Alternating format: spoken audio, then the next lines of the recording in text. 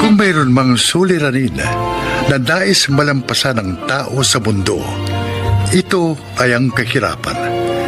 Sino ba naman ang may nais na laging iniisip kung saan kukunin ang pagkaing isusubo sa bibig?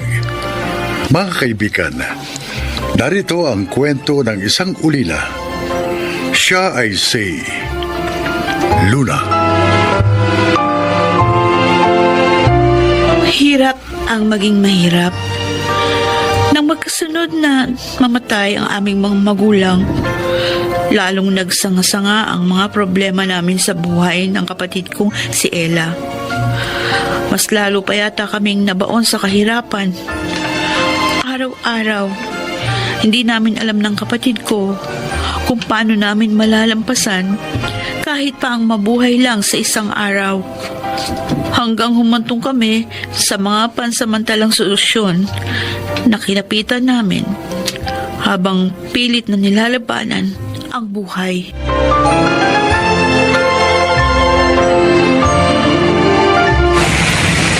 Ganito lang ang gagawin nyo. Kapag may humintong bus, sumabay kayo sa mga pasaherong sasakay. Tapos, kapag nakasakay na kayo, ipamigay nyo sa mga nakaupong pasahero itong mga sobrang ibibigay ko sa inyo. Kunin nyo rin isa-isa pagkaraan ng ilang minuto. Mabilisan lang ang kilos. Kasi nga, may mga supladong konduktor na pabababain kayo. Sige, alam na namin ang gagawin, Ryan. Ganito gagawin natin, ate. Ikaw ang tagabigay ng sobre at ako naman ang tagakuha sa mga pasahero. Yun! Tama yung naisip ni Ella. O paano? Text-text na lang kung saan tayo magkikita-kita mamayang alas 5 ng hapon, ha? Pagkatapos nating rumakit. Okay.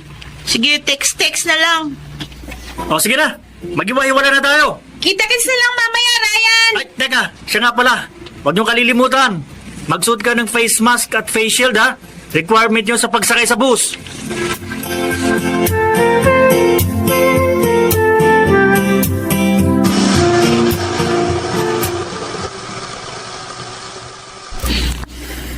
Ate, ba't bigla kang napahinto sa pananay?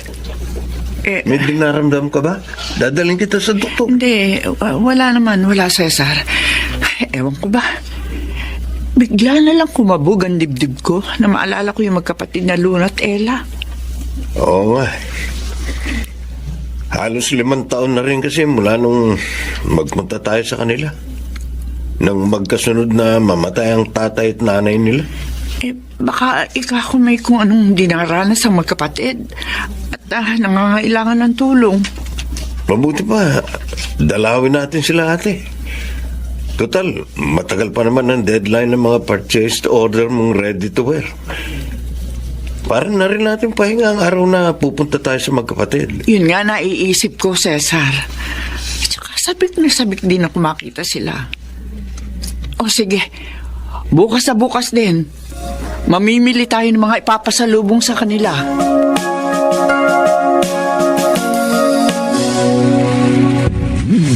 Akalain mo, ate, ang daming naglagay ng mga perang papel sa mga sobrang ibinigay natin sa mga pasahero ng bus.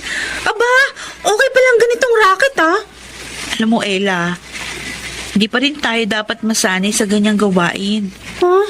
Panluloko yung ginagawa natin. Hindi naman tayo nag-aaral pero sinasabi natin sa mga pasahero na yun ay para sa ating pag-aaral. Yung hinihingi natin na limos sa kanila. Siguro, una at huling sama na natin ito kay Ryan. Ano ka ba, ate? Karirin na natin to. Hindi na tayo magugutom sa discarding to. Ang rin natin kung paano tayo makakaiwas araw-araw sa panlalait ni Mang Frank. Ayan na, Nakita ko paparating. Naku. Haharang na naman niya sa dadaanan natin. Ay! Magkapatid ang busabok! Ate, anong gagawin natin? Basta pag sinabi ko sa'yo takbo, tumakbo ka na, ha? Oo, ate. Kung ganun, takbo na, Ella! Takbo! Mga patay gutom na to! Nilampasan lang ako! Mga bastos! Huwag niyo akong busitin dahil isang araw! Ipabubuldoser ko ang barong-barong niyo! Tingnan ko lang kung may magagawa kayo! Mga perwisyo sa mundo!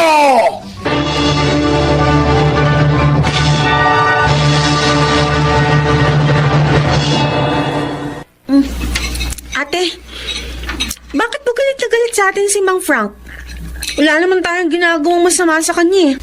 Bukod nga kasi sa talagang salbahe siyang tao, hindi nangyari yung gusto niyang bilhin kina inay at itay, yung lupa nating ito.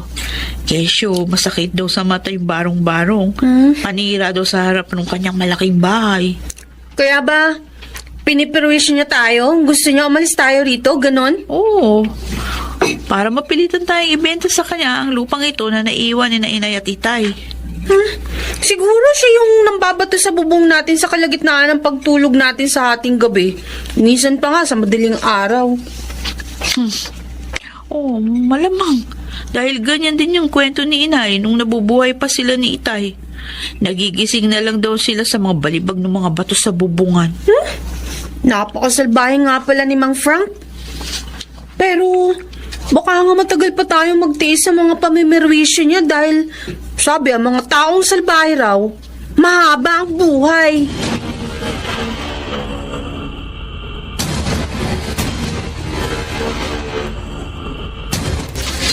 Marami-rami na rin itong mga dilat at instant noodle na madadala natin kina Luna at Ella, Ate Oring.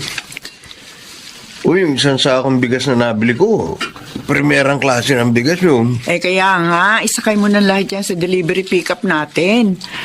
Mainam na yung maaga tayo makabiyahe. Abe, malayo-layo rin tong taytay sa tundo.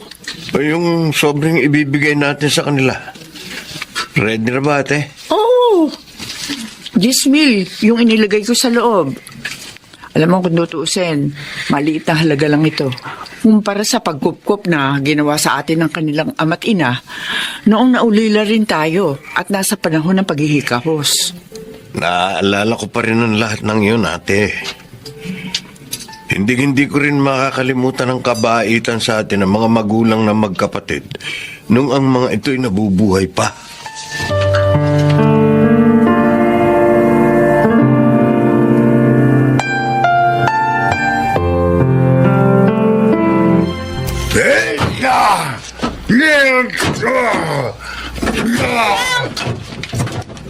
Ano ba problema?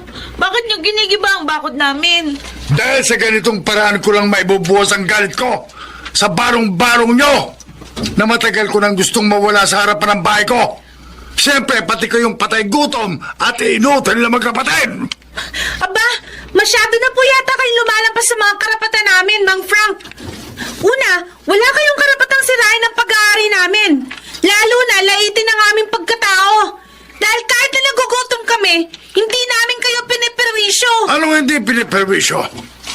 Alam nyo bang hindi ako makapamuhay ng maayos kapag nakikita ko kayong labas-masok dyan sa barong-barong ninyo? Araw-araw naaalibad-baran ako sa mga pagmumukha ninyo. Kung nagagalit kayo ng walang dahilan, problema nyo na po yun. At kung galit man kayo sa inyong sarili, huwag nyo na kaming indamay. Wala naman kaming kinalaman sa galit nyo na inaalagaan dyan sa dibdib nyo. Masyado kayong madakdak. Basta gigibain ko itong bakod nyo sa ayaw nyo sa gusto. Eto! Tignan niyo na po yung ginagawa niyo, Mang Frank!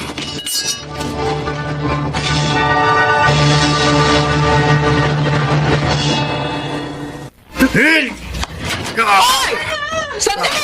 Ano ba kaguluhan to? Bakit ginigiba ang bakod ng mga pamangkin namin? Jauring! Diyan, Cesar! Mabuti po't dumating kayo! Hindi na po namin alam ang gagawin sa panggugulo sa amin ni Mang Frank! Mabuti pa, pumasok na kayo sa loob ng bahay. Kami na ni Ate Auring ang bahala sa matandang yan. Uy! May mga dumating na sa klolo. At kung hindi ako nagkakamali, ikaw si Auring. At ikaw naman si Cesar. Yung magkapatid na hampas lupang nakitira sa barong-barong na yan noon. Oo! At ikaw, makakalimutan ba namin yan sa mga ugali mo, Frank? Noong mga panahon, nakikitira pa kami rito sa mga magulang ni Luna at Ella, na kapag natapat kami riyan sa harap ng bahay mo, binubuhusan mo kami ng kaning baboy! Dahil mababaho kayo! Kaya suklam na suklam ako kapag dumadaan kayo sa harapan ng bahay ko. Hanggang ngayon, mukha pa rin kayong mababaho. Hindi pa rin pala talaga kayo nagbabago, Ma'am Frank. Hanggang ngayon, pangit pa rin kayo magsalita sa inyong kapwa. Kaya pala iniwan kayo ng pamilya nyo. Siguro sila man. Hindi rin masikmura ang mga salita nyo. Maya! Huwag mong mabanggit-banggit ang tungkol sa pamilya ko. Tama. Dahil katulad nyo, wala rin silang kwentang tao. Eh, ikaw! Walang kwentang tao, Frank! Nagkapera ka lamang sa Saudi? Nakapagpatayo ng bahay na bato? Pero tinrato mong busabos ang pamilya mo? Hindi mo lang maamin, ano? Na hindi ka masaya sa pag-iisa. Kung kaya pati buhay ng ibang tao, ginugulo mo!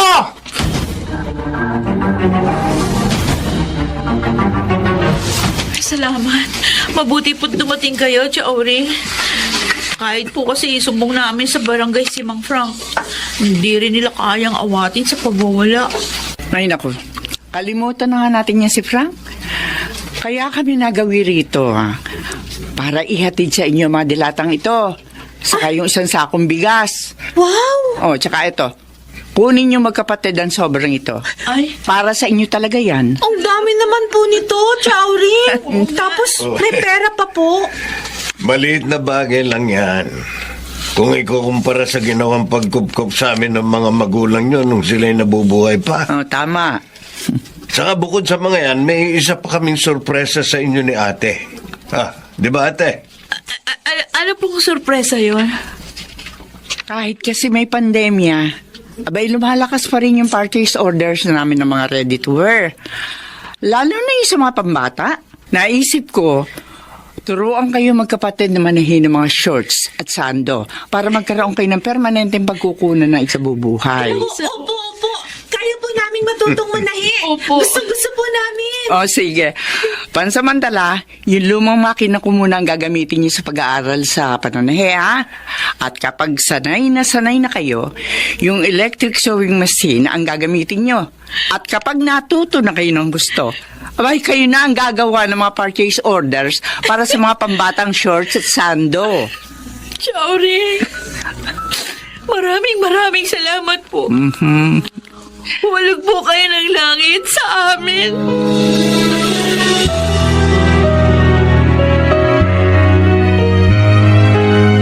Luna, ano nga yung good news na sasabihin mo sa akin? Ha? Kasi nga, nangangailangan si Chaoring ng pahinante para sa delivery ng kanilang mga ready to wear. Inirekomenda ka namin ni Ella. Sa linggo, babalik dito si Chaoring. Kaya kailangan maaga pa lang nandito ka na, ha? Uy, na-excite naman ako sa sinabi mo, Luna. Ibig sabihin, hindi na ako mamamalimos sa mga pasahero sa bus. Hindi na tayo mamamalimos ni na Ella, Ryan.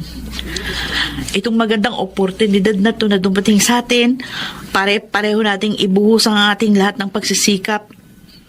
Ito na yung pag-asa nating hinihintay at hinihiling sa ating mga dasal.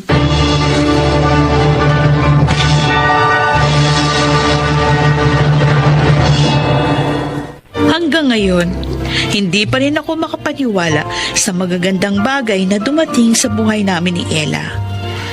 Totoo nga palang kung ano ang itinanim, siya rin aanihin.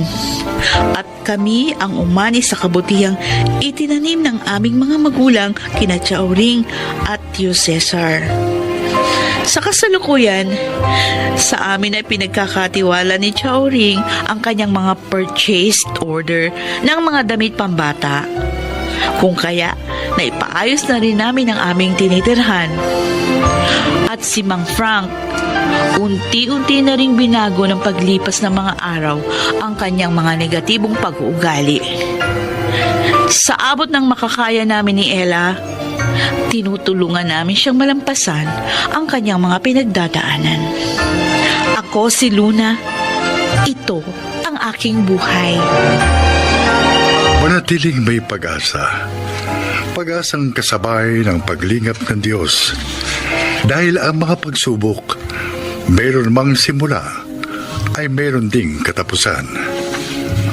Mga nagsiganap: Jenaline de la Cruz, Susan Robles, Yonel Benamin, Maynard Landicho, at Bobby Cruz. Naglapat ng angkop na tunog, Jerry Mutia, Sa musika ni Buboy Salonga, supervisyong teknikal Eric Lucero at Bong Muyar.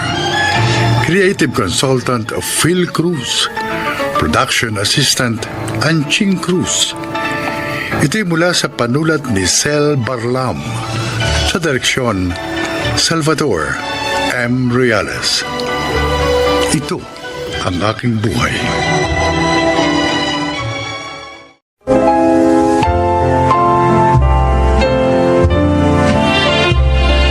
Mga kaibigan, narito po ang isang binibini na maglalahad sa atin ng kanyang kasaysayan upang kapulutan ng aral sa buhay.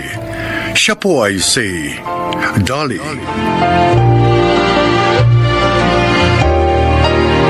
Isa po akong nurse. 3 taon na ako nagtatrabaho sa isang ospital nung kunin ako ni Briggs para maging private nurse ng mami niyang may sakit. Nobyo ko si Briggs at aaminin ko dahil sa labis kong pagmamahal sa kanya, ako ang gumawa ng paraan upang mapansin niya ako at ligawan. Kaya naman ang kunin niya ako upang alagaan si Mami Pilar ay labis kong ikinatuwa. Pakinggan po ninyo ang aking kwento. Salamat sa pagbisita mo sa akin, Dali. Mami, hindi po kayo basta binisita lang nitong mahal ko. Anong ibig mong sabihin, Briggs? May iba bang dahilan ang pagparito ni Dali? Opo, Mami Pilar. Ano yun? Pakakasal na ba kayo? Ay, mabuti. Upang makita ko pa ang aking magiging apo. Ang mami talaga, oh. Hindi po kami pakakasal. Mula ngayon, si Dali na po ang magiging nurse nyo. Siyang mag-aalaga sa inyo. Talaga, Dali? Opo. Ay, Pinag-resign po ako ni Briggs sa pinapasukan kong ospital para po maalagaan kayo. salamat naman at pumayag ka. Siyempre naman, papayag siya dahil mahal niya ako. At mahalaga sa akin ang mga mahalaga sa iyo, Briggs. Masaya ako at makakasama na kita ngayon, Dali. Hindi na ibang tao ang mag-aalaga sa akin at magmamalasakit.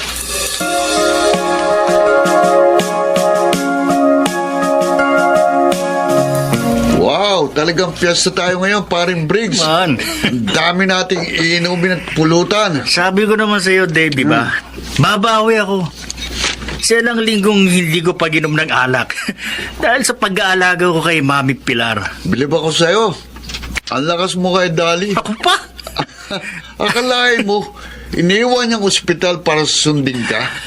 Teka, inom lang ako. Alam mo pare, mas malaki kasing pinapasweldo ko sa kanya sa pag-aalaga niya kay Mami Pilar. At palagi pa niya ako makikita at makakasama. Alam mo naman, patay na patay sa akin ang babaeng yun. Anong plano mo ngayong nasa inyo na si Dali? Ay, ano pa? Eh di yung sinabi ko sa'yo. Talagang itutuloy mo yun? Natural!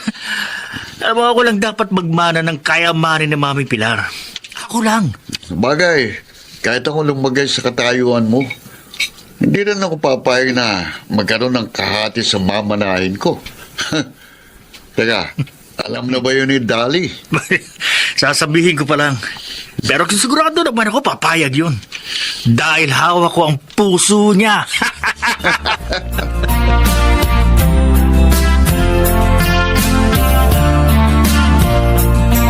Oh, kumusta naman ang trabaho mo sa mami ni Briggs, anak? Ayos naman po, Nay. Mabait si Mami Pilar. Tsaka hindi mahirap pasunurin sa mga instruction. O kayo ni Briggs.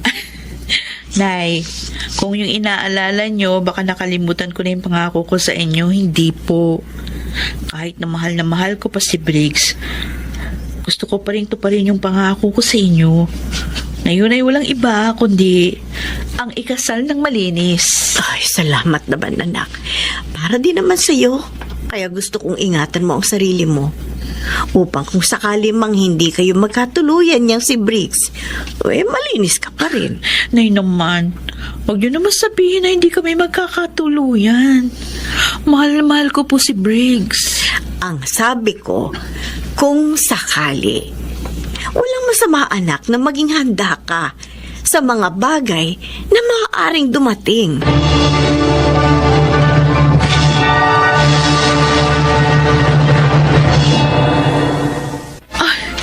Ang gandang kwintas nito, Briggs. Mahal ito, no? Nagustuhan mo? Okay lang. Basta para sa'yo. Salamat. At higit pa dyan, Dali. Higit pa dyan ang ibibigay ko sa'yo kapag nakasal na tayo. Ibig mong sabihin, balak mo nang magpakasal tayo? Oo naman. Pagkatapos na maisagawa natin ang binabalak ko. Ha? Anong binabalak mo? Alam mo kasi, gusto ni Mami Pilar na yung 50% ng kanyang yaman ibigay sa charity. Ha? Sinabi niya sa akin yun, kaya nalaman ko.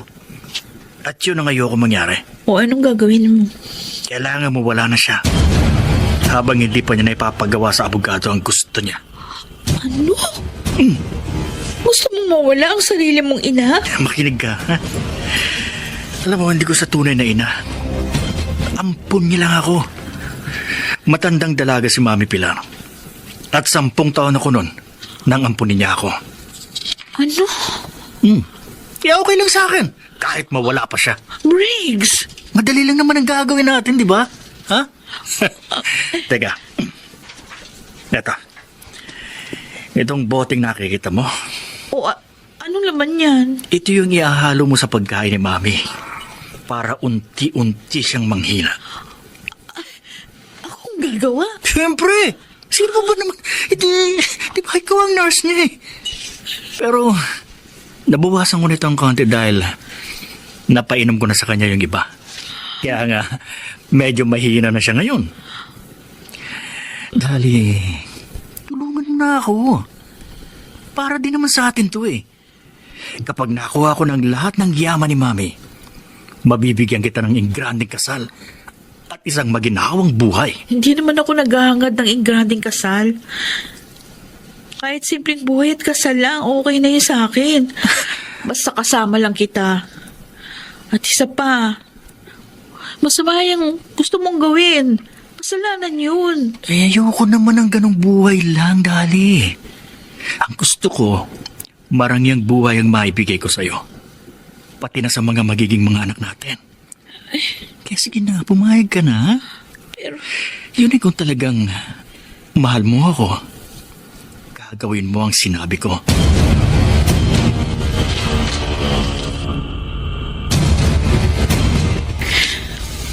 Napakasama niya.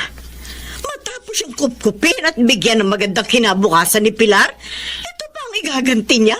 halos hindi nga ako makapaniwala, Nay, na ganito kasama yung lalaking minahal ko. Baligtad ang ugali niya sa maganda niyang muka. Wala siyang kwentang tao. Layuan mo na siya, anak. Pero inay, mahal ko po siya. Mahal na mahal ko. Kaya handa kang gawin ang gusto niya, ganun ba?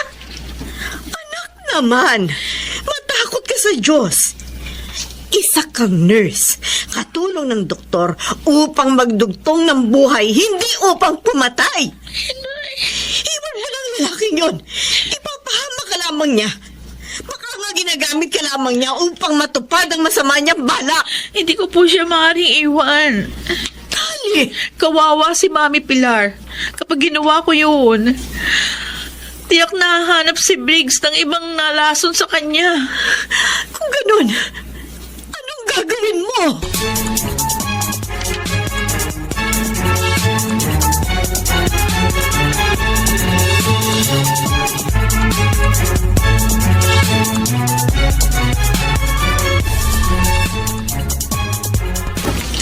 Ayon sa pagsusuri, lason nga ang laman ng boteng ito, Dali. Oh, Diyos ko. Kung gusto mong tulungan ng mami ng nobyo mo, kailangan ipaalam mo sa kanyang katotohanan para maingatan din niya ang kanyang sarili, lalo na pag wala ka sa bahay nila. Oh, Doc Jimwell.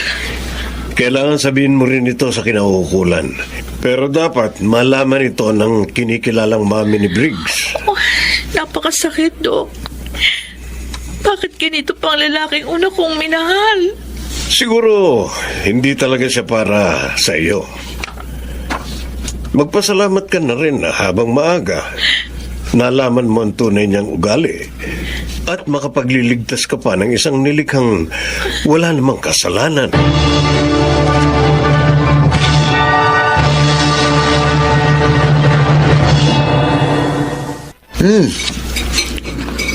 Ang sarap palang magluto ni Dali, Briggs. Dami ko nakain. Talaga? Parang gusto ko pa eh. Huwag kang mag-alala. Sasabihin ko sa kanya, pabaunan ka mamaya pag uwi mo. Nasaan nga pala siya? Nasaan pa? Di pinapakain si Mami. Ibig mo sabihin, nakumbinsi mo siya? Nangihina na si Mami, kaya sigurado ako, ginagawa na ni Dali. Yung gusto kong magyari, ha? Galing mo talaga, pare. Lahat ng gustuin mo, nakukuha mo. Eh di, kapag wala na si Ma'am Pilar, pakasalan mo na si Dali. Hindi ah. Ha? Nuko, di ko siya mahal. Ginagamit ko lang siya para sa bala ko kay Mami Pilar. Kaya pag nagawa niya na yon, goodbye na siya para sa akin.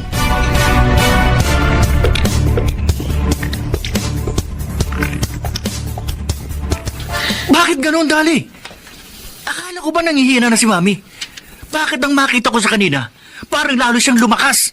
I'm sorry, Briggs. Pero hindi ko kayang gawin yung gusto mo. Ano sinabi mo? Ulitin mo nga! Hindi ko kayang gawin. Ang iniutos mo, lasunin ko ang babaeng umampon at nagpala sa'yo. Walang hiya ka! Pinaniwala mo kung susundin mo ako. Yung pala, niloko mo lang ako, ha? Tama na yan! Itigil mo na ang pananakit kay Dali. Mami Pilar, nakakatayo na kayo? Oo, dahil pinagaling ako ni Dali. At matagal ko na ring alam ang maitim mong balak. Mami, Isa kang ahas, Briggs. Matapos kitang kupkupin, pagpabalakan mo pa akong patayin. magpapaliwanag po ako. Sige na, Mamang Polis. Hulihin niyo na ang lalaking ito. Sir, hindi. Huwag po. Ayoko. Hindi ako sasama sa inyo. Ayoko!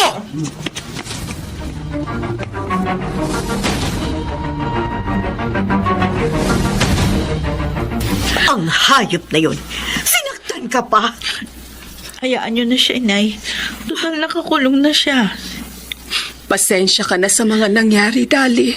Okay lang po yan, Mami Pilar. Basta importante, ligtas kayo. Pero nasasaktan at nalulungkot ako. Dahil ngayon, mag-isa na lang ako. Huwag kang mag-alala. Madalas ka naming dadalawin ni Dali. Hindi kaya maaaring dumito na lang kayo? Po, Ituloy mo na lang ang trabaho mo sa akin, Dali.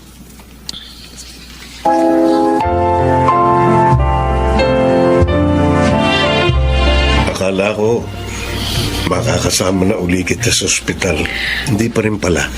gusto kasi ni Mami Pilar na magtrabaho pa rin ako sa kanya. Sa bagay, okay yun. Mag-isa na siya at matanda na. Talagang kailangan na niya ng tapat na makakasama. At ikaw yun, Dali. Kaya lang, baka hindi mo makalimutan dito si Briggs. Wala na siya sa puso ko, Doc Jimwell. Mula pa nang malaman ko yung maitim niyang balak kay Mami Pilar, nagbago na yung damdamin ko para sa kanya. Lalo pang nawala ang pagmamahal na yun nung marinig ko yung usap-usapan nila ng kaibigan niya si Dave. Salamat naman.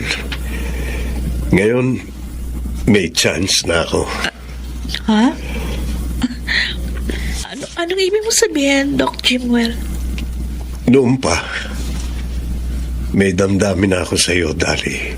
Oh, Pero dahil may boyfriend ka na, inilihim ko na lang ito. Pero ngayong wala na kayo, wala na rin makapipigil sa akin para bigyan laya ang damdamin ko sa iyo.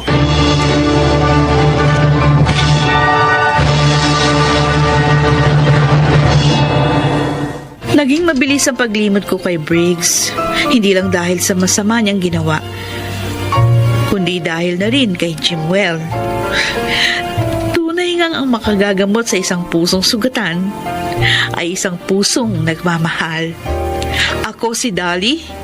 Ito ang aking buhay. Narinig po ninyo isang kasaysayan at naway kinapulutan nyo ng aral sa buhay. Mga nagsiganap, Chiquit del Carmen Amor, Maynard Landicho, Jenaline de la Cruz, Janelle Benjamin, at Rosana Villegas sa papel na Dolly.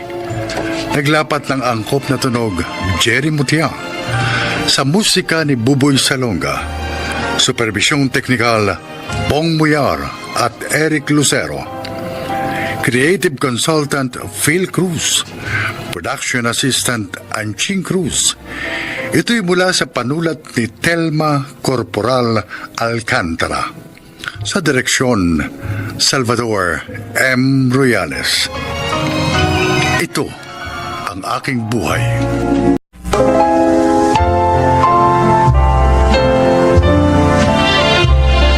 Magandang araw pong muli mga giliw naming tagapakinig.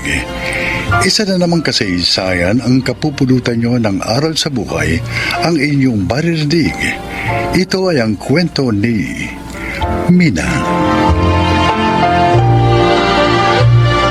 Mahirap ang maging katulong.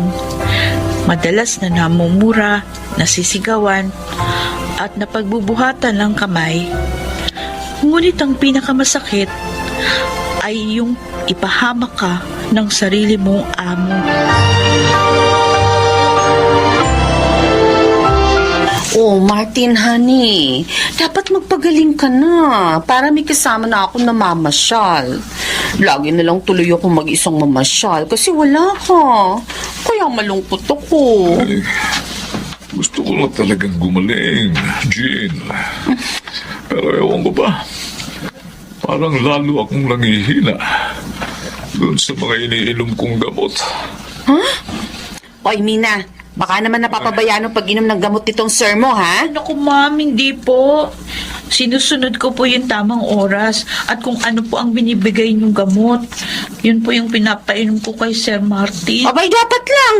Para hindi naman masayang ang malaking sweldo mo rito. Ah, Martin, honey, huwag kang mainip, ha? Gagaling ka rin. Basta, huwag kang papalya sa pag-inom ng gamot, okay?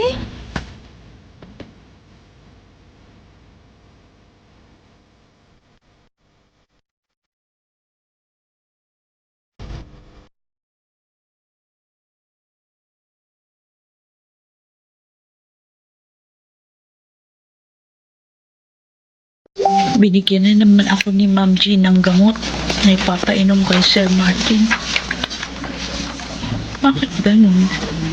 Sa halip na gumaling, lalo pang nanghihina ang amo kong lalaki doon sa pinapainom ni Ma'am Jean.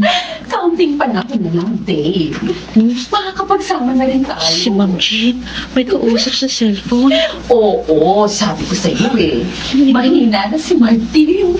Dahil sa mga binibigay kong gamot na ipinapainom naman ang tama kong katulong. Ano itong naririnig ko?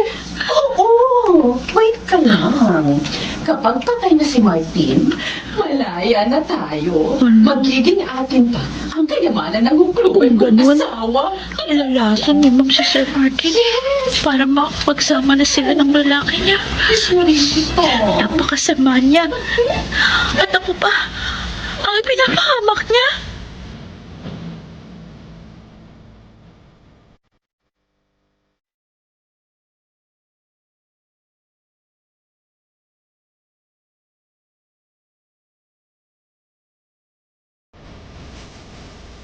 Sir Martin, magpapaalam na po ako sa inyo. Aba, alis ka na rito, Mina. Opo, sir. Nagsabi na po ako kay ma'am. Oy, bakit naman aalis ka na? Kasi po, hindi ko po kayang dalhin yung natuklasan ko. Bakit? Anong natuklasan mo? Eh, sir, nilalason po kayo ng asawa niyo sa pamamagitan ng mga gamot na binibigay niya sa akin para ipainom sa inyo. Mina? At ginagawa niya po yun para maging malaya na sila nung kanyang kalaguyo. May lalaki si Jean. Ano po sir, inakunan ko po sila ng picture na naghahalikan ho. Ay, minsan dinalaw siya nung lalaki. Oh, Diyos ko. Tama pala ang mga anak ko sa pagtutol na pakasalan ko siya. Sir, kinausap ko na po yung mga anak niyo tungkol dito. Sila na po ang bahala sa inyo.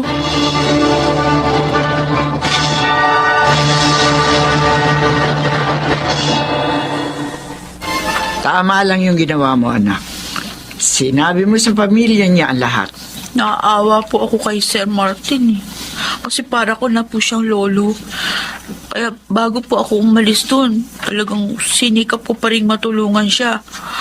Yung mga anak na po ni Sir ang kikilos para matigil yung masamang ginagawa ni Ma'am Jean. At hindi nadamay ka pa ng babaeng yun sa masama niyang gawa. Kaya nga po natakot ako eh.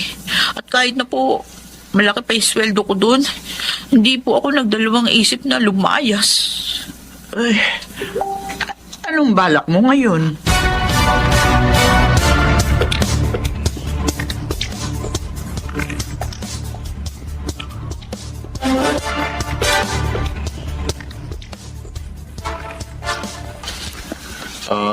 Dalawa kayong katulong dito, Mina, ha?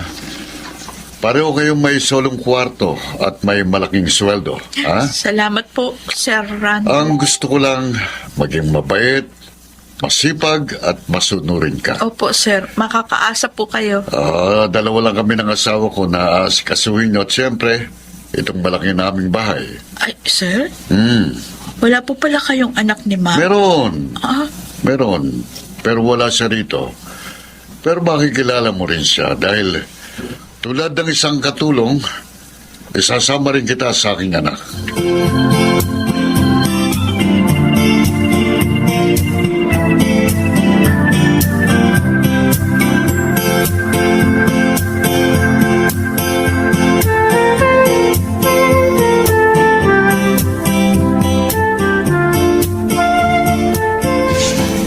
Ikaw pala ang bago namin, Jimay.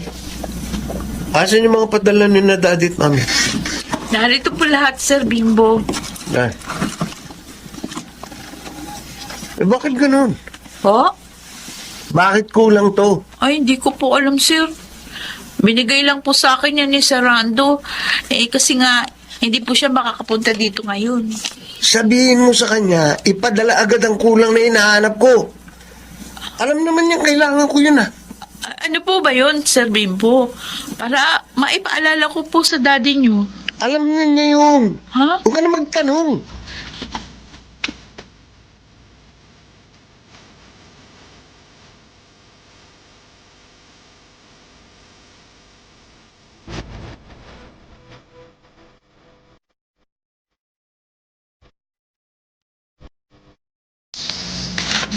Bilanggo pa lang anak ng amo ni Mina.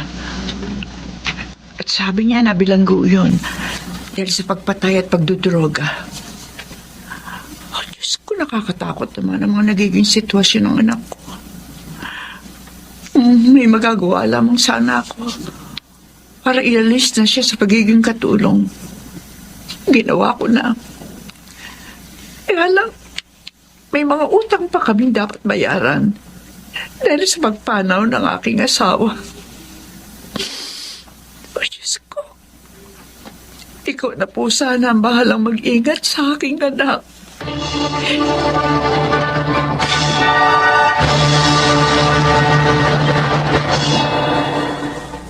Eto ha. Dadalhin mo ang mga ito kay Bimbo. Dadalhin ko po yung maliliit na sachet na to sa kanya. Kailangan niya ito. May mahalaga akong meeting ngayon, kaya ikaw na lang ang magdala sa kanya. Sir Rando, Ano? huwag po kayong magagalit. Shabu po ba ito? Oo. Naku, baka po mahuli ako, sir. Hindi. Ilagay mo sa panty mo para hindi makita. Hindi na titingnan yan. At saka, may inaabutan din ako sa loob, kaya wala kang magiging problema. Naku, Sir, papapasensya na ho. Anong pasensya? Hindi ko po kaya yung inuutos nyo. Natatakot ako. Teka nga. Mamaya mahalata ako, mahuli pa ako. Dadalhin mo ba ito sa anak ko o hindi? Sir, Ha? Hindi kita bibigyan ng tanghalian at hapunan. Ha?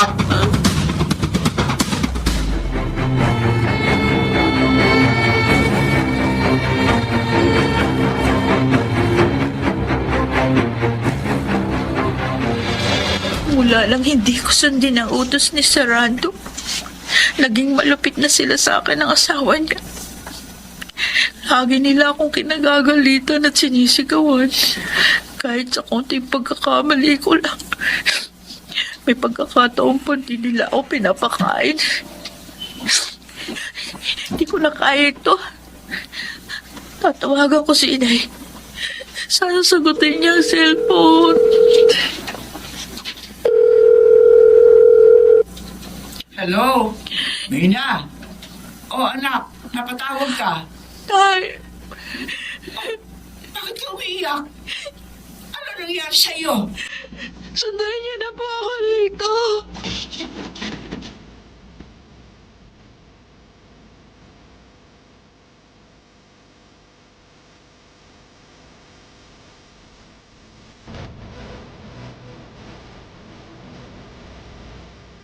Bakit kailangan niyo pa magsama ng pulis?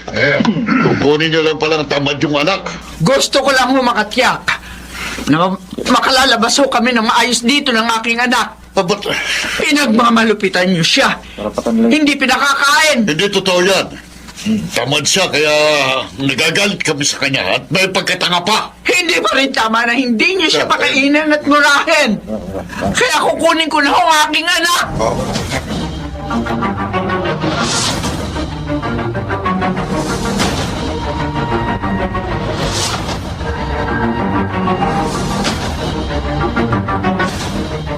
Salamat, Inay. Kinuha niyo ako agad sa bahay na yun. Hirap na po ako doon. Agad akong kumilos sa matanggap ko ang tawag mo. Mabuti na lang, tinulungan ako ng ating kapitbahay na pulis. Inay, Huwag ka nang umiyak, anak. Dito ka na sa atin. Dito wala na magmamalupit sa iyo. ayoko na pong mga buwan. Baka pag hindi pa ako umalis sa tabahong ito, mapapahamak na po ako sa susunod. Kung ano man ang iyong pasya, susuportahan ko, anak. Magbubukas na lang po ako ng kalendarya. Gagamitin ko pong puhunan yung konti kong naipon. Abi, sige, anak. Mabuti nga yan. Kikita ka na, hindi pa tayo magkakalayo.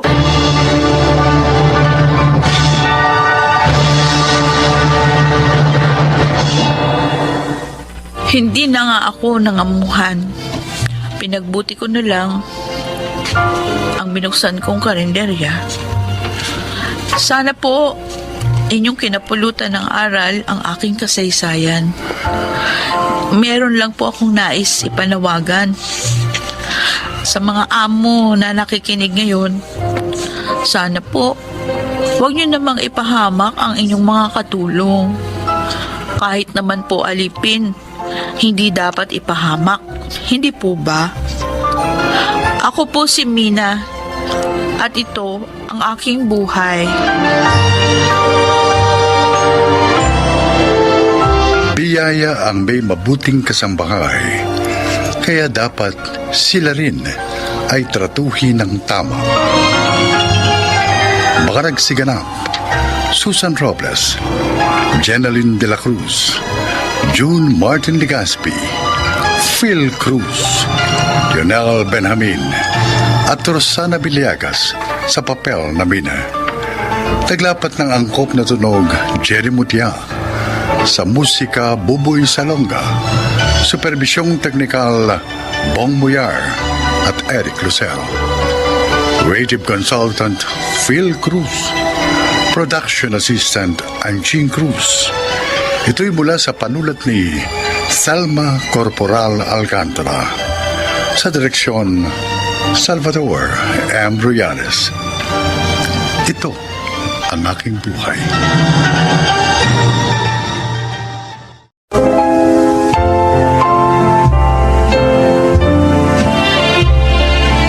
kaibigan, sa araw na ito, inyong maririnig ang kasaysayan ng isang lalaki na kapupulutan ng aral sa buhay.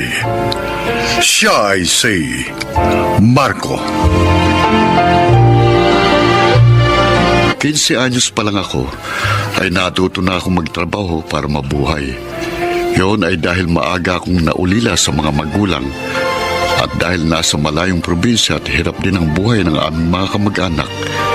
Ipinasya kong mamuhay na lang na mag-isa dito sa syudad. Naging gasoline boy ako. Pakinggan po ninyo ang aking kwento.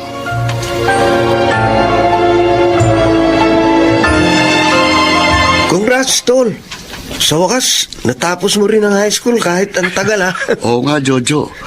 20 na ako pero ngayon ko lang natapos ang high school. Pero hindi bale. Ang importante, tapos na rin ako. Ano ngayon ang plano mo? Maghahanap ka ba ng ibang trabaho? Dito pa rin ako. Sanay na ako dito eh. Tsaka, mabait si Sir Wilson. Ba't tinapos mo pa high school? Di ka naman pala alis dito. Plano ko magpatuloy sa college, Jojo. Habang nagtatrabaho. Working student. Naku, mahirap yun. Magastos. Hindi mo na makakaya yun. Para ka lang kumuha ng batong ipupukpok sa ulo mo. Makakaya ko rin yun. May awa ang Diyos. Kung bahala. Pero ako, mag-iipon lang ako dito. Pag malaki na ipon ko, saka ako iiskapo. Ano? Paano ka makakaipon? Sakita natin dito. Mahilig ka sa magagandang damit. Ako nga, pambayad ko lang ito ng bahay at ilaw at tubig. At saka konting panggastos. Marco, marunong akong dumiskarte. At yun ang ginagamit ko para makaipon.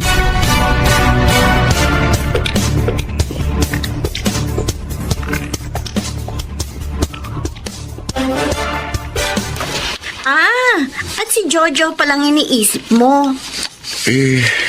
Iniisip ko lang kasi kung anong diskarteng ginagawa niya. Tinanong mo ba siya kung ano yon? Opo, Aling Sepa. Pero ngumiti lang siya at hindi sinagot ang tanong ko. Alam niyo ha, hindi naman sa inahatulan ko siya. Pero hindi ko gusto yung kilos ng kapitbahay natin yun. Bakit naman po, inay? Para kasing hindi siya gagawa ng mabuti. Aling Sepa? Kutob lang naman yung sa akin. Masyadong maporma kung manapin. Napansin ko rin po yun. Sa bagay nga sa liit ng kita ninyo sa gasolinahan ni Mang Wilson, paano pa makakabili ng mamahaling bagay si Jojo? Kaya nga, nagtataka ako eh. Kaso, ayaw naman niyang sabihin. Baka ako anong hindi tama ang ginagawa niya. Kaya ikaw, Marco, ha? Oo. Huwag ka may inggit sa mga nakikita mong binibili niya magagandang bagay. Lalo na nga, hindi mo naman alam kung paano niya nabili ang mga iyon.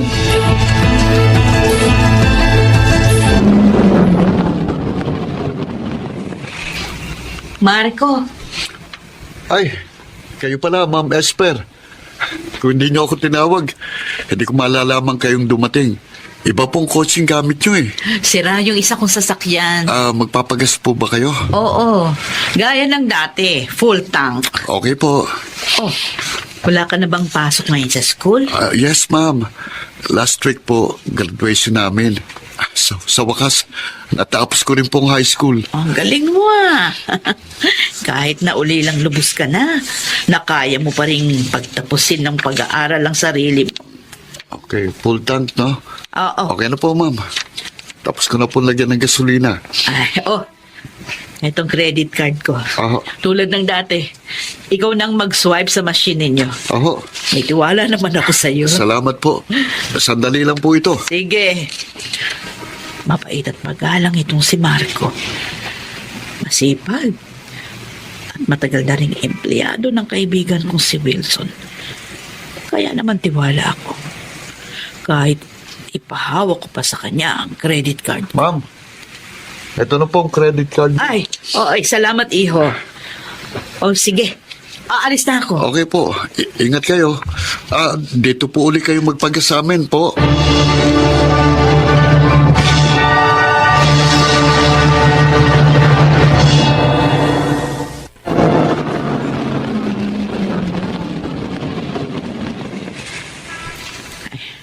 Ngayon na lang ako magpapagasolina dito kina Wilson para bukas. Diretso na ako sa pupuntahan ko. Wala si Marco. Magpapagas po kayo, ma'am? Oo, iho. Ay, wala ba si Marco? Inutusan po ni Sir Wilson eh. Full tank po ba? Oo. Okay po. Lalagyan ko na.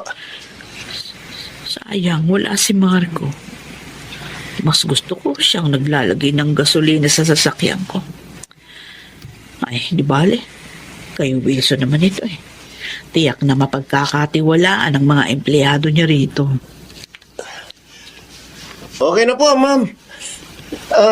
Cash po ba ang bibigyan nyo o credit card po? Credit card. Oh, eto. Okay. Sandali lang.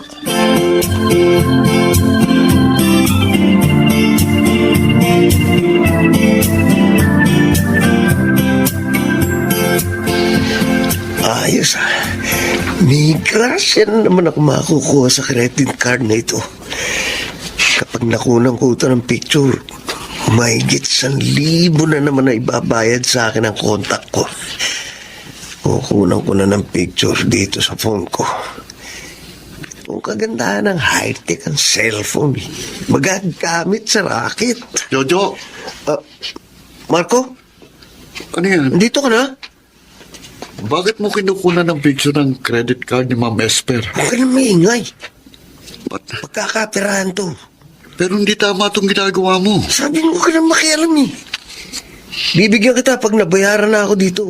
Huwag ka magalala. Hindi, ayoko. Akin ang credit card. At humingi ka ng tawad kay Ma'am Esper sa ginawa mo. Ano? Oh. Nasisira ka na ba ng bayad, Marco? Ba't ko naman gagawin yun? Pera na to. Gagawin ko pang bato. Ano yan, ha? Ay. May pinagtatalunan ba kayo? Ha?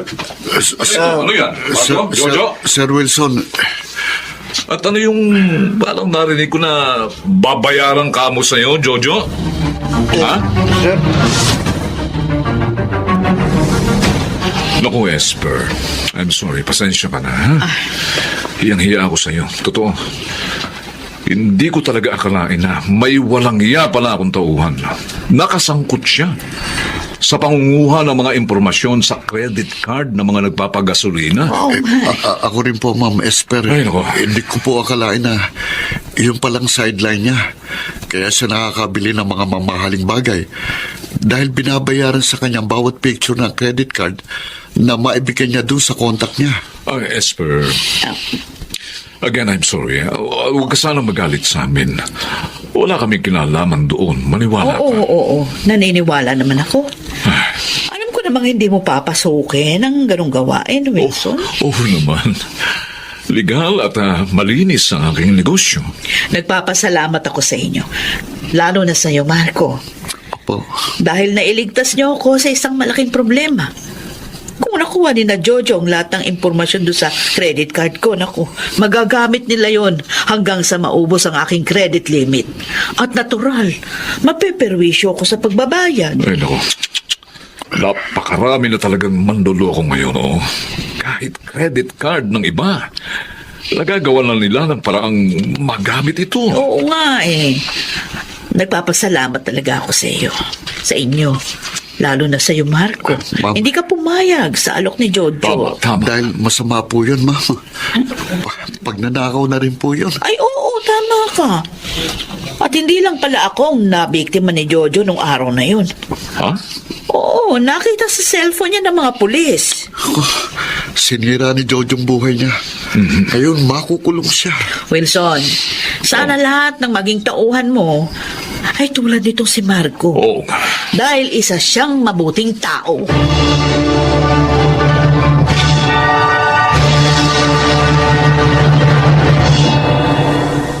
At yun palang nangyari kay Jojo. O, di ba? Taba ang kutob ko. Masama ang sideline ni Jojo. Naawa rin po ako sa kanya, Aling Sepa. Irene, bata pa siya pero mararanasan na niyang buhay sa kulungan. Maaari pa namang mabago ang buhay niya. Yun kung magpapakabuti siya sa kulungan. Oo, tama si Inay. At higit sa lahat, Ihingi niya ng tawad sa Diyos ang pagkakasala niya. Ay talagang hindi mabuti sa tao yung maibigin sa salapi.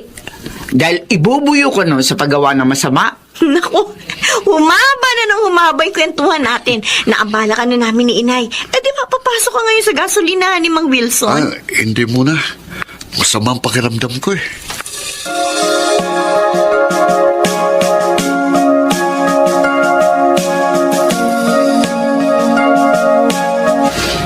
Gusto mong gawing janitor sa kumpanya mo si Marco? Oo, sana, Wilson. At dahil nga kaibigan kita at nire-respeto, kaya naman sa'yo ko muna ito sinabi. Sa akin walang problema, Esper. Okay lang kung tatanggapin niya. Alam mo talagang kailangan niyang kumita ng gusto para sa pag-aaral niya sa college. Salamat sa pangunawa mo. Wala yun. Mabait na bata si Marco. At hangad ko rin na magtagumpay siya sa buhay. Kaya lang hindi siya pumasok ngayon. Bakit? May masama raw kasi yung pakiramdam. Kaya, sige, pinagpahinga ko muna. Wilson, pwede ko bang malaman ang kanyang address?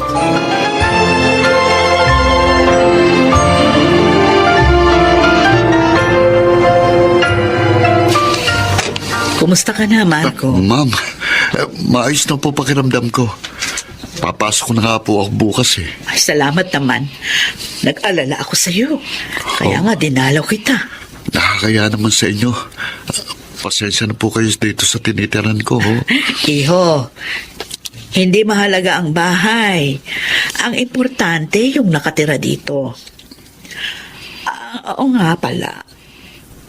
Ay, kaano-ano mo yung babae at lalaking ayun o yung nasa kwadro na nakasabit sa dingding? Sila po?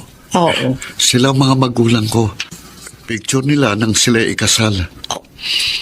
Kung ganun, nanay mo pala si Miriam. Kilala niyo po isang inay? Oo.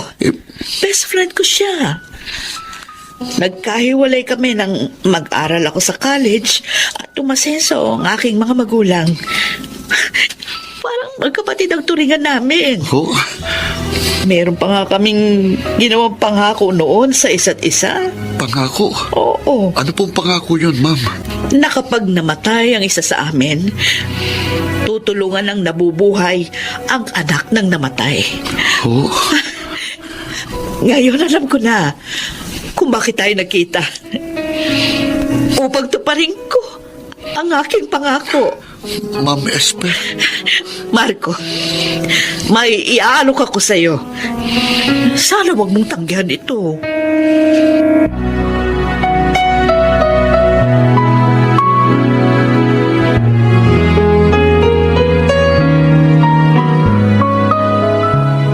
Opo, Aling Sefa. Irene, doon ako titira ka na Ma'am Esper. Sabi niya, siya na ang bahala sa pag-aaral ko at ituturing din niya akong parang tunay na anak.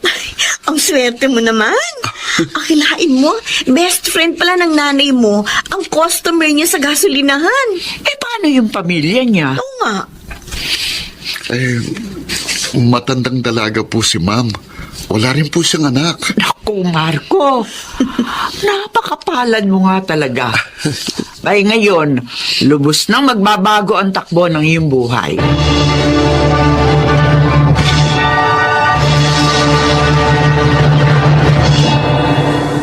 Isa na akong engineer ngayon at utang ko ito kay Mami Esper. Salamat sa Diyos, niloob niyang magkita kami ng best friend ni Inay upang matupad ang isang pangako. Ako si Marco, dating gasoline boy, at ito ang aking buhay. Ang kasaysayan ni Marco ay nagpapatunay lamang na habang nabubuhay ang tao, ay laging may pag-asa. Mga nagsiganap, Junel Benamin, Rosana Villegas, June Martin Legaspi, at Chiquit del Carmen Amor. Naglapat ng angkop na tunog Jerry Mutia sa musika ni Buboy Salonga. Supervisyong teknikal Eric Lucero at Bong Boyar. Creative Consultant Phil Cruz. Production Assistant Anching Cruz. Ito'y mula sa panulat ni Telma Corporal Alcantara. Sa direksyon, Salvador M. Royanes. Ito ang aking buhay.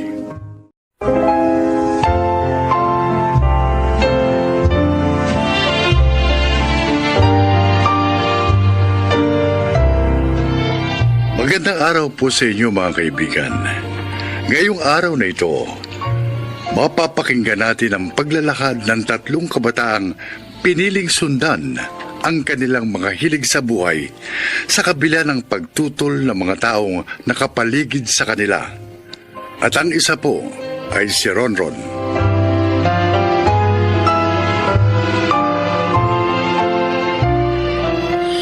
Bata pa lang ako, mahilig na ako mag-drawing. Dati, libangan ko lang. Pero nitong pandemic, naisip namin ng 3 kong kaibigan na pagkakitaan na rin ang aming mga talento.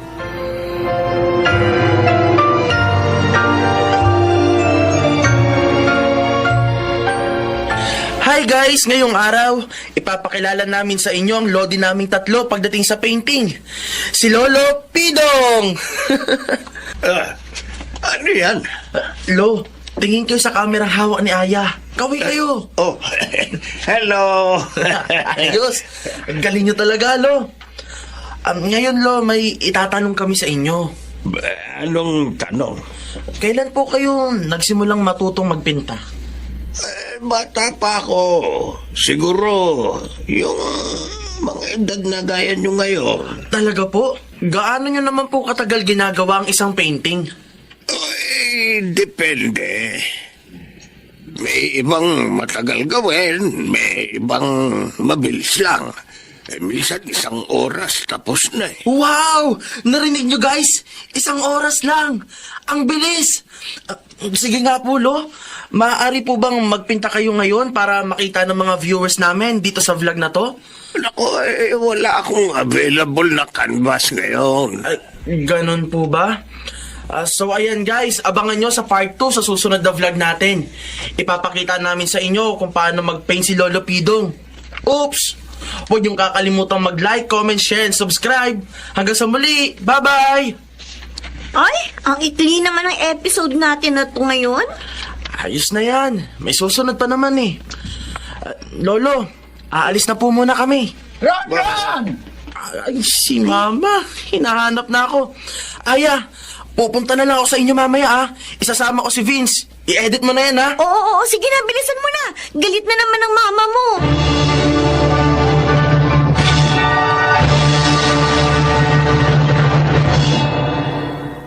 Ang sabi ko sa iyo mag-aral ka. Hindi pa nailakwatsa. Naman. Hindi kami naglalakwatsa. Nagvo-vlog kami ni Aya. Mapapakain ka ba ng kabablog mo yan? Ma, yung kaklase namin, nag-post lang ng video tungkol sa ginagawa niyang mga artwork. Ngayon, marami nang kinikita. Kasi may mga tumatawag sa kanya at nagpapagawa ng mga kung ano-ano. Nagsasayang ka lang ng oras sa kalokohan mo yan. Tingnan mo. Hindi ka nga makapaglaban ng damit mo. 20 anyos ka na, ako pa rin ang nagkukusot ang brief mo. Tigil-tigilan mo ko dyan, Ron, ha? Maglinis ka sa kwarto mo. At ilabas mo yung mga punda at kumot. Dahil maglalaba ko. Opo. Baka gusto mo, ikaw itong sabunin ko.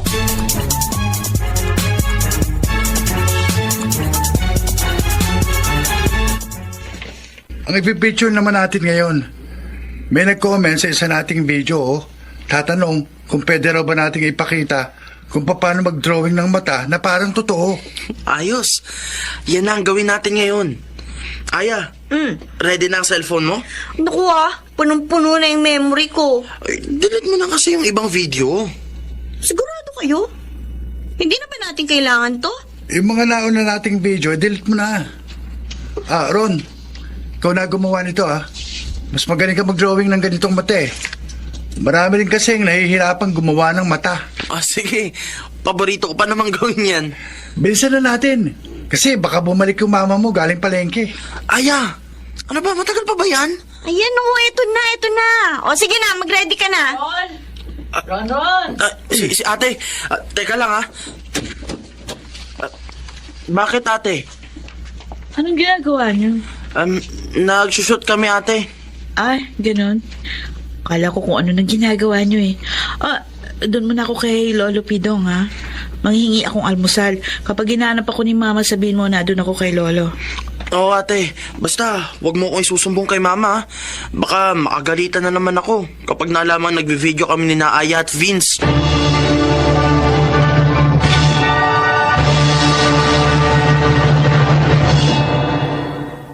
Tingnan mo. Puro ka drawing, puro ka video. Ni makapagwalis dito sa bahay, hindi mo magawa. Ma, Ako na, Ma. O, tingnan mo. Ang atitinan mo pa ang bagawa rito sa bahay. Galing pa yan sa trabaho. Ron, sige na. Doon ka na sa kwarto mo. oo, ate. Ma, hayaan mo na si Ron. Yun naman ang hilig niya eh. Eh, ano ba maitutulong niya sa kanya?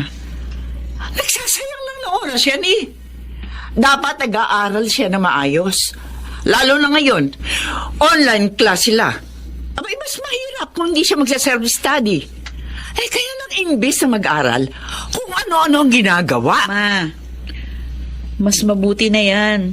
Kesa naman nagbubulakbul yun. Eh, isang uri din na pagbubulakbol yung ginagawa nila eh.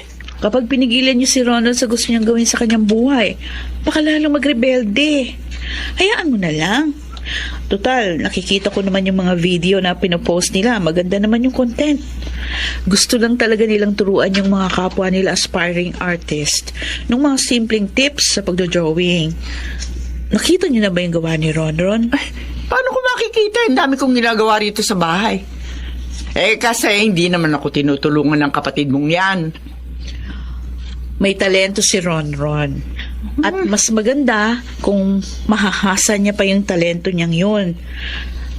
Sayang lang kung hindi yun magagamit.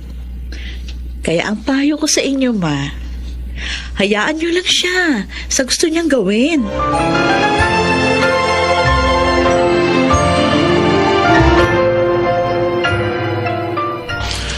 Lo, mas sanay kasi ako mag-drawing. Pwede bang turuan mo na rin ako mag-paint? Sige. Ay, basta ba magpabili ka sa mama mo ng mga materyales?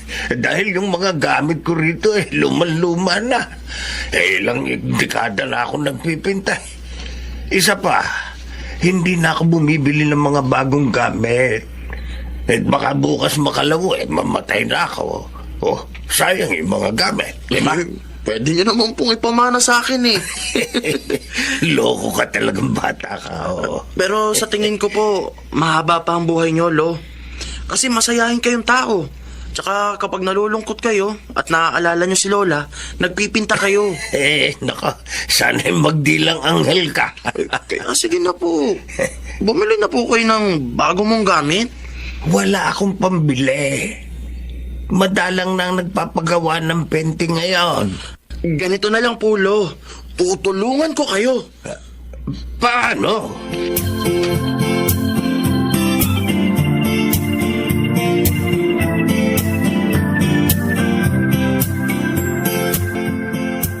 Oh, kumpleto yan ha, Ron? Wow!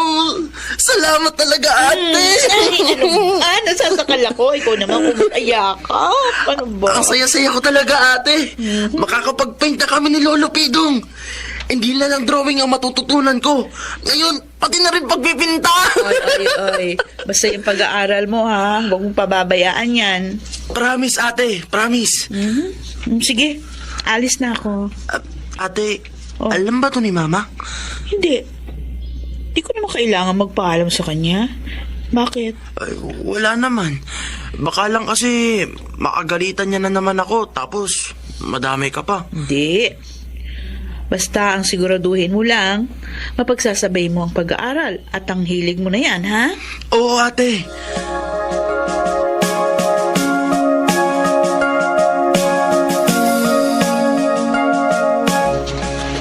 Ron!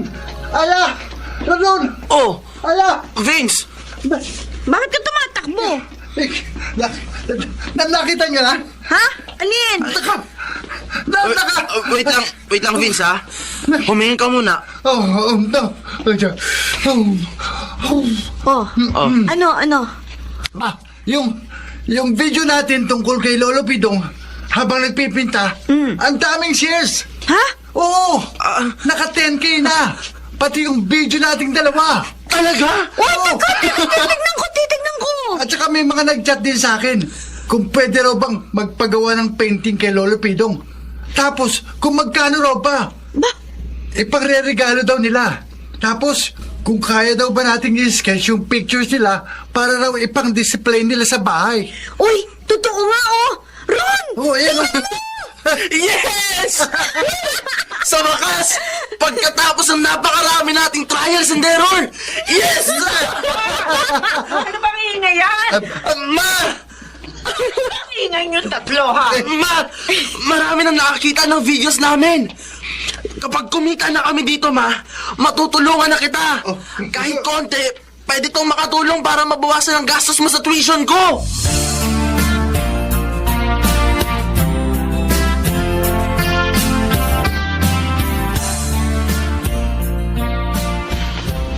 Oh, dapat naka-face mask kayo ha kapag papasok ha. Matanda na kasi lolo namin. At saka teka lang, isang customer lang yung pwedeng pumasok. Pagkatapos niya, tsaka kayo papasok, okay? Sige po. Maraming salamat sa pagtulong mo sa amin, ate, ha? Wala yun, Ron. Anong wala? Pero mong ipinatayo natin itong maliit na shop namin ni Lolo. O yung grades mo, kumusta naman? Baka nahihilig ka na tuloy sa negosyo yun ni Lolo Pidong at nung dalawa mong barkada, tapos yung grades mo eh. Hindi, ate, ha? Panay 1.25 nga ang grades ko, eh. Talaga? O di ayos. Salamat sa suporta mo sa amin, ate. May kanya-kanya tayong talent. Ikaw, yung talent mo, biyaya yan ng Diyos sa'yo. At dapat gamitin mo yan para maging blessing ka. Hindi lang para sa sarili mo, kundi para sa ibang tao.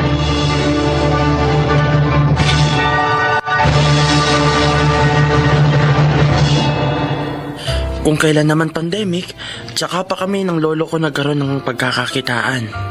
Ngayon, may mga nagpupunta sa amin para magpagawa ng painting o kaya naman ng sketch.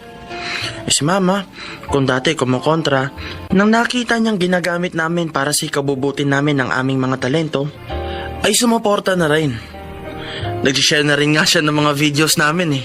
Gaya ng sabi ni ate, ang talento natin ay dapat ginagamit at hindi tinatago. Ako po si Ronron at ito ang aking buhay. Kung ang isang tao ay may kakayahan, nararapat lang na ibahagi niya yun upang hindi kalawangin at higit sa lahat upang maging inspirasyon din para sa iba.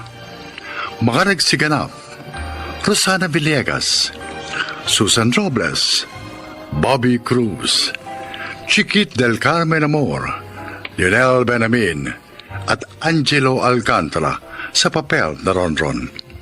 Naglapat ng angkop na tunog Jerry Mutia, sa musika ni Buboy Salonga, supervisyong teknikal Eric Lucero at Bong Muyar, creative consultant Phil Cruz, production assistant Anching Cruz. Ito'y mula sa panulat ni Rita Labanon, sa direksyon Salvador M. Royales. Ito ang aking buhay.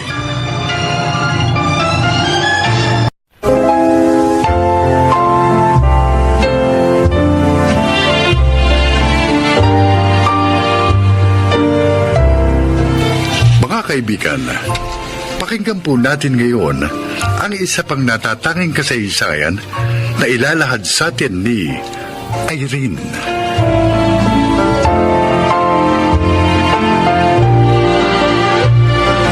Bata pa ako, itinatak na ng aking ama sa isip ko na ako ay magiging somebody paglaki ko. Pero gumuho ang pangarap na yon nang mabuntis ako sa edad na 19 anyos ng isang lalaking hindi ako kayang panagutan. Doon nagsimula ang kalbaryo ng aking buhay at tila ang walang humpay na mga pagsubok. Ronnie, nagmamakaawa ako sa'yo. Huwag mo ko iiwan. Panagutan mo ko. Kapag umuwi ako sa bahay ng ganito at malaman ni Papa na walang amang sanggol nito sa sinapupunan ko, papatayin niya ako. Irene, hindi kita maaaring panagutan. Bakit? Sabi mo mahal mo ko. Hindi pa totoo yung mga sinabi mo sa akin? Totoo. Mahal kita. At gusto ko rin makasama kayo ng magiging anak ko.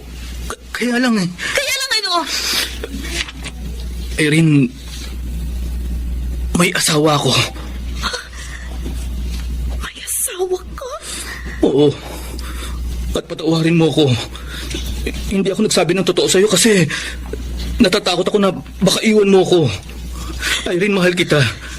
At kung wala sana kaming mga anak, iiwan ko si Rica para sa'yo. Sabi mo, mahal mo ako. Oo, mahal kita. Sabi mo, mahal mo ako. Pero bakit ka nagsinungaling sa akin? May asawa ka na pala, may anak ka na pala. Kung gano'n, bakit niligawan mo pa ako? Bakit hinayaan mo mahulog ang loob ko sa'yo? Irene, patawarin mo ako. Hindi ko naman sinasadyang... Hindi mo sinasadya. Umalis ka na ngayon din sa ama ko. Umalis ka na. Kung hindi, mapapatay kita.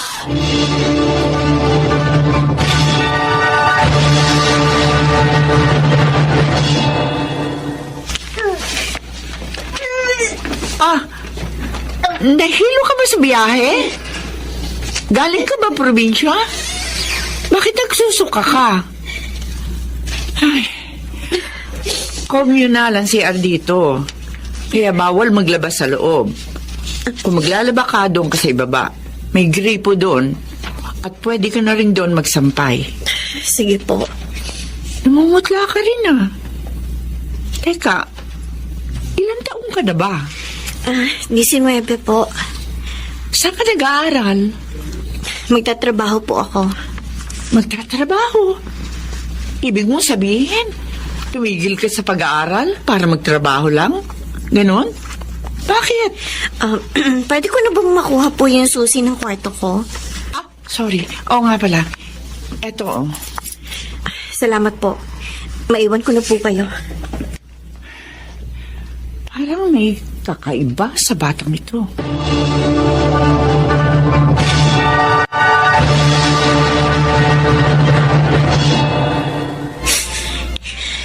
Kung hindi ka nabuo, sana kasama ako sa mga aakyat ngayon sa stage. Sana makakakuha na naman ako ng medalya. At matutuwa na naman sa akin si Papa. Wala kang pang sa mundong ginagalawan ko ngayon. Hindi ka dapat narito. Bakit kasi nabuo ka pa? Ayaw naman sa'yo ng ama mo. Dapat hindi ka na lang nabuo. Ayoko sa'yo. Ayoko sa'yo.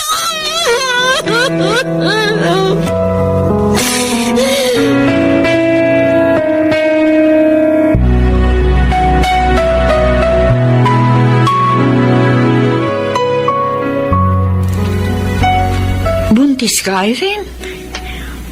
Opo. Sino aman yan? Pati po ba yan kailangan nyo rin malaman? Ay, hindi naman. Mabuti ka pa. May magiging anak ka na. Alam mo, yung anak ko, 5 taon na silang kasal ng asawa niya. Pero hindi pa sila nagkakaanak. Gusto ba nilang magkaanak? Abay, siyempre. Kaya nga sila nagpakasal. Dahil gusto nilang bumuo ng isang pamilya. Kaya lang, hindi naman sila binigayaan ng Diyos ng anak. Gusto po ba nilang magkaroon ng anak? 4 na buwan mula ngayon? Ha?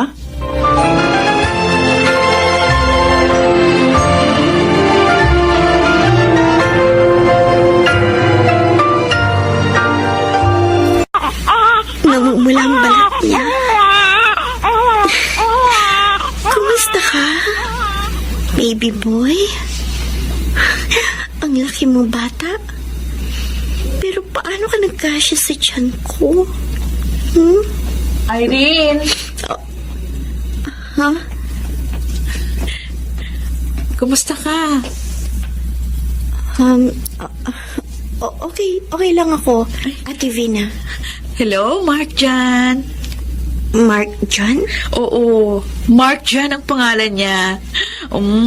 Cute niya. Pwede ko ba siya kargahin? Ha? Sige. Halika. Kumusta ang anak ko? Sa wakas nakita ka rin ni Mama. Excited na si Papa na makita ka.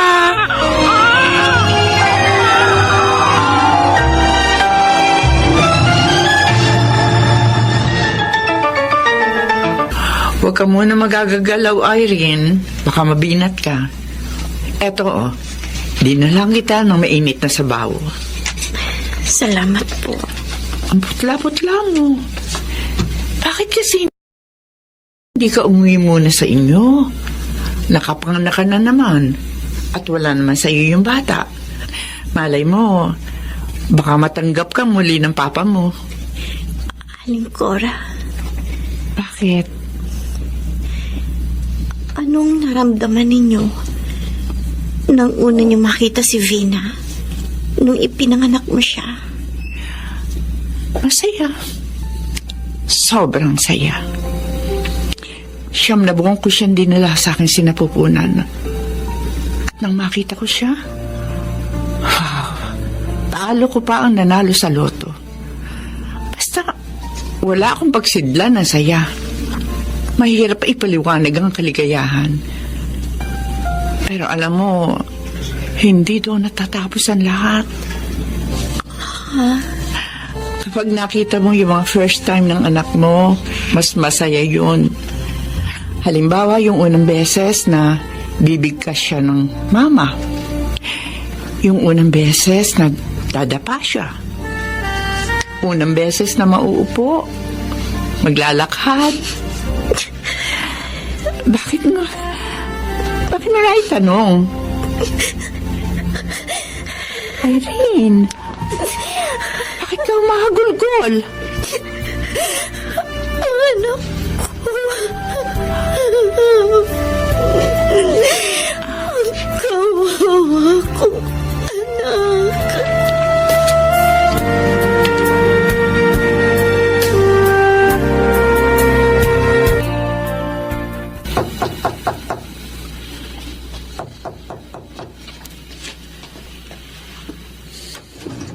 Oh, Irene, Kuya Greg, naparito ka sa bahay. ang anak ko. Irene? Napasyal ka. Ate Vina. Teka. Bakit ka lumuluhod? Patawarin mo ako, Ate Vina. Eto ang perang kabayaran ng anak ko. Ha? Sinasauli ko na. Ano? Nakikiusap ako sa'yo. Ibalik mo na lang sa akin ang anak ko. Teka muna, Irene. Nababaliw ka ba? May usapan tayo. Kuya Greg, maawa kayo sa akin. Hindi ko kailangan ng pera.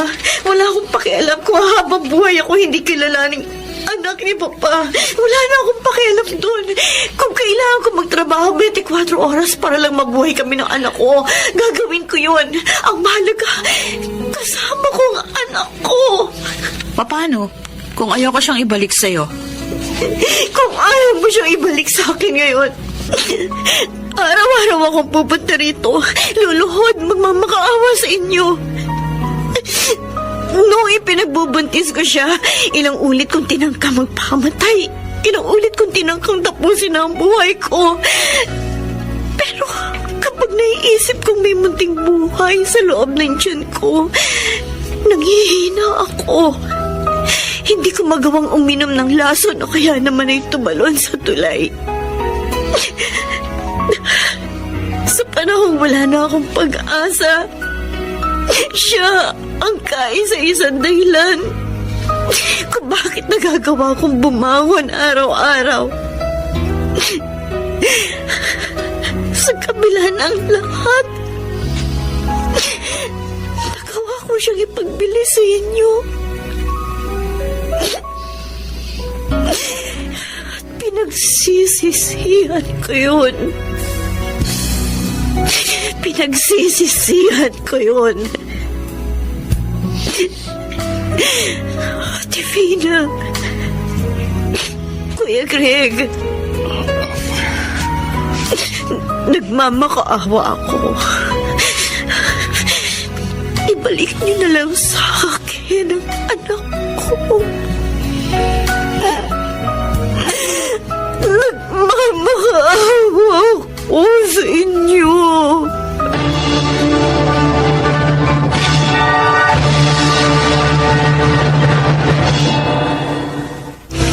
Bagamat disappointed, ibinalik na rin sa akin ni na Ate Vina at Kuya Greg ang aking anak. Ngayon, 5 taon gulang na siya. Nakabalik na rin ako sa aming bahay at natanggap na rin ni Papa ang aking sinapit na kapalaran. Masasabi kong hindi ko man natanggap kaagad ang pagdating niya sa buhay ko. Pero ngayon, siya ang isa sa mga dahilan kung bakit kahit mahirap, nakakaya kong pasanin at lagpasan ang bawat pagsubok. Ako, si Irene. At ito ang aking buhay. Isa sa mga pinakadakilang pag-ibig dito sa mundo ay ang pag-ibig ng isang magulang, lalo na ng isang ina. Ang pag-ibig na ito ang dahilan kung bakit nagagawang magsakripisyo, bumangon sa pagkakadapa at magpatuloy sa kanyang buhay ang isang tao. Mga nagsiganap: Alan Ortega, Susan Robles, Rosana Villegas, Lionel Benamin, Phil Cruz at Chiquit del Carmen Amor sa papel na Irene. Taglapat ng angkop na tunog, Jerry Mutia. Sa musika ni Buboy Salonga. Supervisyong teknikal, Eric Lucero at Bong Boyar. Creative Consultant, Phil Cruz. Production Assistant, Anching Cruz. Sumulat ng ating kasaysayan, Rita Labanon. Sa direksyon, Salvador M. Royales. Ito ang aking buhay.